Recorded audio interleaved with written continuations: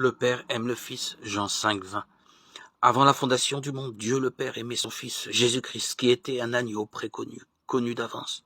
Dans la Bible, l'agneau nous parle d'un sacrifice. Avant la fondation du monde, un agneau était préparé pour être sacrifié.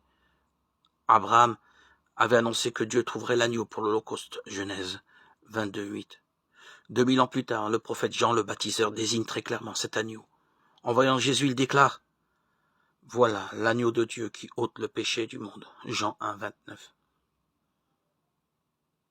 Jésus, le Fils de Dieu, est donc aussi l'agneau de Dieu annoncé à Abraham et prévu pour le sacrifice. Pourquoi un sacrifice? À cause de la désobéissance du premier homme par laquelle le péché est entré dans le monde. Le salaire du péché, c'est la mort. Romains 6, 23. Pour nous délivrer des conséquences du péché, Jésus est venu dans ce monde, victime parfaite, il est mort, et son sang répandu purifie de tout péché ceux qui croient en lui. 1 Jean 1, 7. Il a été manifesté pour l'abolition du péché par son sacrifice. Hébreux 9, 26. Nous retrouvons l'agneau de Dieu dans l'Apocalypse 5, 6, 8, 12, 13. Tout le monde peut constater qu'il a été immolé, c'est-à-dire sacrifié. Grâce à lui, Dieu peut maintenant sauver toute personne qui croit en lui.